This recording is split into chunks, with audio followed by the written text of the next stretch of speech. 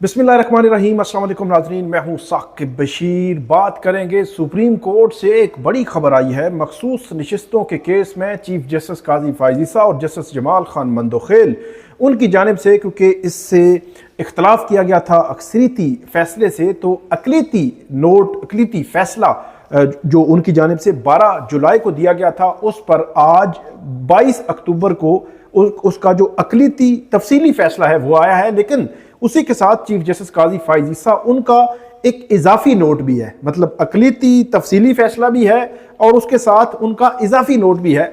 और वो इजाफी नोट शिकवे शिकायतों से भरपूर है और उसमें ख़ास तौर पर ये एक बड़ा ही हैरान कौन मामला है। चीफ जस्टिस काजी फ़ाइज़ ईसा ने उन्होंने अपने उस जो इजाफी नोट है उसमें यह लिखा है कि 46 साल 46 ईयर्स कि उनकी जो एसोसिएशन है लॉ के साथ, मतलब पहले वो तालिब इल्म होंगे, फिर वकील बने होंगे, फिर chief justice Balochistan high court, फिर सुप्रीम कोर्ट के जज, फिर सुप्रीम कोर्ट के चीफ जस्टिस, तो वो उसको 46 साल जो है वो उसको गिन रहे हैं। तो वो कह रहे हैं कि मेरी 46 साल की जो लॉ के साथ एसोसिएशन है उसमें ऐसा नहीं हुआ। लेकिन हम ये देख रहे हैं कि कभी ऐसा भी नहीं हुआ कि आप इंतजामी साइड पे जो मामलात हुए हैं, जो मखसूस नशिस्तों के केस से पहले जो कुछ हुआ, मखसूस नशिस्तों के केस के बाद जो कुछ हुआ, 12 जुलाई के बाद जो कुछ हुआ, उसको आप उठाकर इंतजामी साइड पे जो मामलात किए, आपने एक्ट किया, वो सारे उठाकर जो है वो आप जुडिशियल साइड पे जो 8 जजेस ने फैसला किया है उस पर डाल दें। ये बड़ा हैरान कौन है। ये फैसला जो है 12 जुलाई को जो आया था उसमें जस्टिस जमाल खान मंदोखेल और चीफ जस्टिस काजी फ़ाइज़ ईसा ने यह फैसला दिया था कि 39 नशिस्तें जहां पे पीटीआई के जो बयान हल्फी हैं, पीटीआई के मेंबरान के अराकीन के, वो पीटीआई उनको डिक्लेयर किया जाए और इलेक्शन कमीशन उनको डिक्लेयर करेगा और उसके तनासुब से उनको मखसूस नशिस्तें मिलेंगी। लेकिन 41 जो लोग हैं वो आज़ाद ही तस्वर होंगे, उनका पीटीआई के साथ कोई लेना देना नहीं। तो लेकिन एक चीज बड़ी क्लियर, जिस हवाले से इलेक्शन कमीशन ऑफ पाकिस्तान आज तक कहता रहा है कि जो 13 जनवरी का जो फैसला था उसकी उसने दुरुस्त तशरीह की, गलत तशरीह नहीं की। लेकिन उसके हवाले से चीफ जस्टिस जो ऑथर थे 13 जनवरी के फैसले के, वो भी ये कहते हैं और इसी फैसले में उन्होंने कहा कि उन्होंने गलत तशरीह की, इलेक्शन कमीशन ने हमारे फैसले की, हमने पीटीआई से बल्ला लिया था, हमने पीटीआई के जो पॉलिटिकल राइट्स थे वो खत्म नहीं किए थे। तो ये फैसला जो है वो इसमें तफसीली फैसला आया है आज। एक तो जो इजाफी जो इख्तलाफी फैसला था अकलीती, वो आया है तफसीली फैसला और उसी के साथ चीफ जस्टिस काजी फ़ाइज़ ईसा का इजाफी नोट भी है। और इसमें जस्टिस मंसूर अली शाह जो है वो उनके हवाले से जो बातें लिखी गई हैं, ऐसे लगता है मुझे कि आज जिस वक्त हम ये बात कर रहे हैं 6 बजे हैं, 6:15 बजे हैं, और जो जस्टिस मंसूर अली शाह को पिन पॉइंट किया गया है, उनके साबका जो फैसले हैं उनके हवाले दिए गए हैं, उनको जो है वो किसी न किसी तरह तनकीद का निशाना बनाया गया है। मुझे ऐसे लगता है कि जो पार्लिमानी कमेटी जो 3 नाम है चीफ जस्टिस के लिए, उनको जब जो है वो उनकी छानबीन कर रही होगी तो हो सकता है कि ये नोट उनको जो है वो उनको स्पोर्टिव एक मटेरियल के तौर पर मिल जाए कि जस्टिस मंसूर अली शाह के हवाले से एक स्पोर्टिव मटेरियल भी आ गया है। मेरे साथ सुहेल रशीद साहब मौजूद हैं और सुहेल साहब बताइएगा कि चीफ जस्टिस काजी फ़ाइज़ ईसा 3 रोज के बाद जा रहे हैं और 3 दिन पहले उन्होंने अपने सुप्रीम कोर्ट के जजेस तो छोड़ दें, अपनी सुप्रीम कोर्ट की जजमेंट और उनका बिल्कुल कैरियर और हर चीज पे सवाल उठा दिया। इसको कैसे देखते हैं, है क्या इस फैसले में? एक तो ये आफ्टर थॉट है। ये जब फैसला सुनाया गया था उस दिन चीफ जस्टिस साहब ने एग्री किया था जस्टिस जमाल मंदोखेल साहब से, और आज भी उन्होंने साइन उसी नोट पे किए हैं साथ जो जस्टिस जमाल मंदोखेल के साथ है। इख्तिलाफ वहां तक है, ठीक है। उसके बाद अनाद शुरू होता है जो अलग नोट है। अच्छा, इसलिए उस अनाद से जस्टिस जमाल मंदोखेल ने एग्री नहीं किया अनाद से, ठीक है। वो उसके साथ उन्होंने कहा आपने जो कुछ करना है अलग करें, मुझसे अलग रखें। 2-3 पॉइंट्स में नोट कर लें जी। एक तो चीफ जस्टिस काजी फ़ाइज़ ईसा साहब ने इसमें तस्लीम किया है कि जून से उनको इल्म था एक ऐसी अमेंडमेंट आ रही है जिसका मुझे फायदा हो। अच्छा, वो तो कहते हैं, वो तो परसों कह रहे थे कि कौन सी मतलब आईनी तरमीम कौन सी। मैं कहा था मखसूस नशिस्तों का केस वो जो मुस्तफीद हो सकते हैं और वो जो मुतासर हो सकते हैं ना सुने। अच्छा, ये तब जब बेंच बन रहा था मखसूस नशिस्तों के केस का, जब बेंच बन रहा था उस वक्त। अच्छा, प्रैक्टिस एंड प्रोसीजर एक्ट की कमेटी ये ना सुने। अच्छा, ठीक है। तो उसमें काजी उन्होंने बाकी 2 मेंबर ने इस पे इत्तेफाक नहीं किया, तो फिर उन्होंने कहा नहीं फिर तो फुल कोर्ट बैठेगी। अच्छा, तो यानी इनके इल्म में था कि इन मखसूस नशिस्तों का असर पड़ेगा और आईनी तरमीम हो सकती है और आ रही है मखसूस नशिस्तें। इसके बाद उन्होंने वो केस सुना और उसमें उसके एंटी जजमेंट भी थी, एंटी जजमेंट भी दी। ये और एक चीज मान रहे हैं। इसमें एक और चीज भी है कि जस्टिस मंसूर अली शाह और जस्टिस मुनीब अख्तर का मौक़िफ़ भी फिर आना पड़ेगा कि क्या यही बात हुई थी या कोई डिस्कशन ज्यादा हुई थी, सिर्फ इन्होंने अपने हक में जो डिस्कशन है उसका हिस्सा इधर बना दिया है और बाकी जो है वो आई नहीं है। दूसरा, इसकी टाइमिंग अहम है। एक तरफ पार्लियामानी कमेटी बैठी है और जी, मंसूर अली शाह उसमें एक उम्मीदवार है जी, और एक कैंडिडेट है, ठीक है, उनके ऊपर आप ना उनके खिलाफ एक चार्जशीट जारी करनी है, तो ये गलत है। तीसरा ये कि आपने कहा है जी कि ये फैसला है ही नहीं। क्यों? ये क्या बात है? वैसे ये सबसे बड़ा तजाद है। वो कह रहे हैं जी कि ना तो 12 जुलाई का ऑर्डर फैसला है, ना तफसीली फैसला है। अच्छा, जबकि इन्होंने टीवी पे ऑन एयर किया, खुद बैठ के बतौर बेंच सरबराह वो फैसला पढ़कर सुनाया, ठीक है, और कहा जी कि इतनी मेजोरिटी 12 जुलाई को, हाँ, इतनी मेजोरिटी के साथ हमने ये डिसाइड किया है, ठीक है, फिर 12 जुलाई की ऑर्डर शीट पर साइन किए हैं, ठीक है, जो ओपन कोर्ट में जारी हुई है, ठीक है, ठीक। और वहां पे आपको याद होगा कि वहां भी पेन फिर रहा था बीच में और सारे, जी बिल्कुल, ठीक है, साइन किए आपने ऑर्डर शीट्स और वो ऑर्डर जारी हुआ, और उसके बाद आपने मीटिंग मिनट्स पब्लिक किए और आज भी माना कि आप इस केस के खिलाफ नजरसानी भी दोबारा लगाना चाहते थे। अच्छा, अगर आप कह रहे हैं कि ये ज़ेरे इल्तवा केस है तो आपने इसके खिलाफ नजरसानी टेकअप क्यों नहीं की? क्यों की? आप क्यों कह रहे थे कि लगाएं? ज़ेरे इल्तवा केस के खिलाफ नजरसानी नहीं होती, तो यानी तब तक आपके माइंड में ये नहीं था, ये आप आफ्टर थॉट आप लाए, जो मैं कह रहा था, ठीक है, तब आपके जहन में बड़ा क्लियर था। ये 19 जुलाई को इन्होंने कहा था कि नजरसानी लगाएं, 12 जुलाई के, तो आप मान रहे थे कि 12 जुलाई का ऑर्डर है, और 12 जुलाई को जो आरजाज लिख चुके थे कि ये विंडो हम छोड़ रहे हैं कि वजात के लिए दोनों पार्टीज आ सकती हैं इलेक्शन। बिल्कुल, ये पता था कि ये सारा कुछ लिखा हुआ है, ये कोई नई बात तो नहीं है। ओपन कोर्ट में आपके साथ बैठ के पढ़ा गया, तो आप उस पर नजरसानी लगा रहे थे, इट मींस कि आप समझते हैं केस डिस्पोज ऑफ हो गया था, उसके बगैर तो आप नजरसानी में नहीं जा सकते ना। बिल्कुल ठीक है, एक तो ये चीफ जस्टिस साहब का बड़ा तजाद इसमें ये भी सामने आया है। दूसरा, मीटिंग मिनट्स पब्लिक हुए, उसमें उन्होंने बाकायदा बताया जी कि मैं ये इस बात पे लगाना चाह रहा था कि नजरसानी राइट है, और इन दो जजेस ने जनाब नहीं लगाई, ठीक है।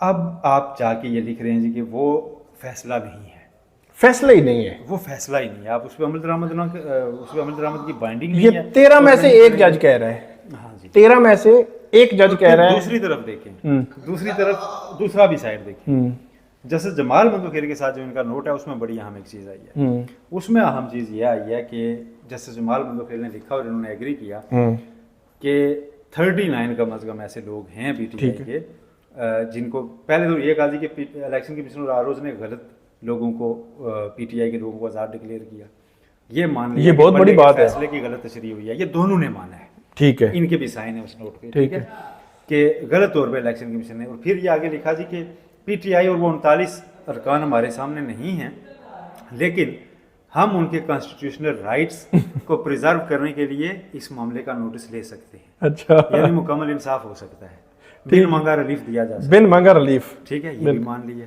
ठीक है। अच्छा, फिर उसके बाद ये कह रहे हैं जी कि इनको पीटीआई ना मानने का जो इनके हिसाब से मखसूस नशिस्तें जानी अकलीतों को, ख़वातीन को, उनको हम क्यों राइट से महरूम करें, इसलिए हम इसका नोटिस ले सकते हैं। तो उन तमाम अहबाब को बड़े प्यार से जवाब दिया है दोनों ने, जो कह रहे थे कि जी बिन मांगा रिलीफ कैसे, इस पे ये भी कन्विंस है कि बिन मांगा रिलीफ हो सकता है, और उसकी वजह ये है।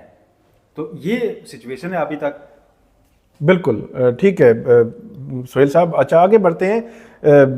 क्या अच्छा, इसमें जस्टिस जमाल खान मंदोखेल जो है उन्होंने थोड़ा सा डिस्टेंस किया है इस लिहाज से कि जो इजाफी नोट है वो इंतज़ामी साइड के सारे मामला थे कि रजिस्ट्रार को काजी साहब एक ख़त लिख रहे हैं, उस ख़त का जवाब दें जी, सवालनामा दें जी, फ़लाँ अपलोड हो गया और ये वो मामला हो गए। तो वो जो चीज़ थी वो बड़ी इम्पॉर्टेंट इस लिहाज से थी कि इंतज़ामी साइड पे अगर कोई जो है वो जज काम कर रहा है, तो हमारे साथ सोहेल शी साहब मौजूद थे, उनको किसी काम के लिए निकले हैं, तो इंतज़ामी साइड के मामलात को आप जुडिशल साइड पे आप जो है उस तरह नहीं दे सकते।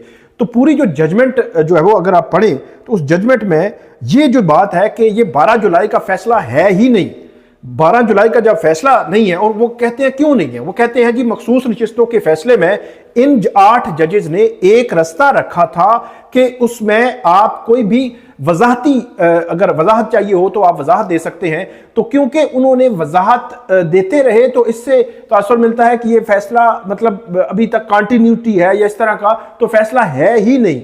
और जब फैसला नहीं है तो फिर उसके बाद वो बाइंडिंग नहीं है, जब बाइंडिंग नहीं है तो फैसले पर अमल ना होना कंटेम्प्ट ऑफ कोर्ट भी नहीं लगती। तो ये एक बहरहाल बड़ी अजीब किस्म का की बात जो है वो की गई है। 4-5 चीज़ें उन्होंने जिक्र की हैं। नंबर 1 कि जी प्रायर मतलब जब ये फैसला हमने फिक्सेशन करनी थी तो उस वक्त मैंने बताया तो जो उन्होंने जिक्र किया प्रैक्टिस एंड प्रोसीजर कमेटी का जिक्र किया। फिर उन्होंने जिक्र किया कि जो मैंने नज़रसानी का कहा कि नज़रसानी लगाएं। हालांकि मैं आपको पहले भी बता चुका हूं कि 19 जुलाई को चीफ जस्टिस काजी फाइसा 8 जजेस को कह रहे थे कि आप नज़रसानी लगाएं। तो मेरा सवाल यह है कि चीफ जस्टिस खुद कह चुके हैं अभी 63A के केस में लिख चुके हैं, ऑर्डर में लिखा हुआ है कि जब तक कि तफसीली फैसला ना आया हो, जब तक कि वजूहात ना आई हो, तब तक जो है वो केस वो उसकी नजरसानी जो है वो इफेक्टिव नहीं होती। तो कैसे फिर जब तफसीली फैसला नहीं आया था तो कैसे इफेक्टिव हो सकती थी वो नजरसानी। फिर 9 सितंबर को जो जुडिशल ईयर जो है वो शुरू हुआ सुप्रीम कोर्ट ऑफ पाकिस्तान में, तो 9 सितंबर से लेकर आज 22 अक्टूबर हो गई है और 25 अक्टूबर तक चीफ जस्टिस काजी फाइसा उनके पास वक्त था। फिर 9 सितंबर से लेकर 20 सितंबर को ऑर्डिनेंस जारी हुआ, तो 20 सितंबर से आज तक वन मैन शो है कमेटीज बनाने, जो बेंच की तश्कील के हवाले से 63A का बेंच जो है वो उन्होंने तश्कील दे दिया। तो वो जो बेंच की तश्कील वाला मामला है उसमें वन मैन शो चलता रहा और वन मैन शो के साथ जो है वो चलाते रहे। तो मखसूस नशिस्तों के केस में नजरसानी जो मुकर्रर कर सकते थे करते, क्योंकि 23 सितंबर को तफसीली फैसला भी आ चुका था। उस फैसले के तनाजुर में नजरसानी मुकर्रर हो सकती थी लेकिन नहीं की उन्होंने, और सारा जो है मलबा डाला है 8 जजेस पर, और 8 जजेस को ऐसे पोर्ट्रे किया है जैसे ना उनको आइन का पता है, ना कानून का पता है, ना उनको आइन की लिमिट्स का पता है, ना जो सुप्रीम कोर्ट के साहब का जो फैसले हैं उनका पता है, ना सुप्रीम कोर्ट की इंटरनल वर्किंग का पता है, ना रूल्स का पता है, किसी चीज का नहीं पता उनको, और उनको ऐसे जो है पोर्ट्रे किया गया है। तो जिस तरह मैंने आपको कहा कि ये जस्टिस मंसूर अली शाह, जिनका नाम इस वक्त भी अभी जो कमेटी का इजलास हुआ है थोड़ी देर पहले फिर होगा, उनके हवाले से एक चार्जशीट टाइप की चीज जो है वो एग्जैक्टली इस टाइम पे निकालना ये मतलब अजीब है कि एक सपोर्टिव मटेरियल जो है वो उस कमेटी के लिए होगा कि बज़ाहिर कि जो कमेटी जो है बैठेगी और सुप्रीम कोर्ट के लिए 3 जजेस जस्टिस मंसूर अली शाह, जस्टिस मुनीब अख्तर और जस्टिस याह्या अफरीदी, उनके नाम को कंसिडर करेगी। और डेफिनेटली जब कमेटी बैठेगी, कमेटी बैठती है और उन्होंने सीजेपी के लिए जाना है तो उनके लिए रेलेवेंट जो लोग हैं, जो जजेस हैं, अगर उनको कंसिडर करना है, अगर फेयरली शफाफ तरीके से मेरिट पर अगर बात की जाए तो उनकी पूरा बैकग्राउंड, उनकी जो जजमेंट्स हैं, उनका जो कंडक्ट है, बहुत मतलब एंगल्स जो है उसमें देखे जाते हैं। कोई ऐसा नहीं है कि आप जो है वो हवा में बात करें, चलें जी इनको नहीं तो इनको बना दें, इनका हमें चेहरा पसंद नहीं है, इनकी जजमेंट पसंद नहीं है, ये हमारे खिलाफ फैसले करते हैं, ऐसा होता नहीं है।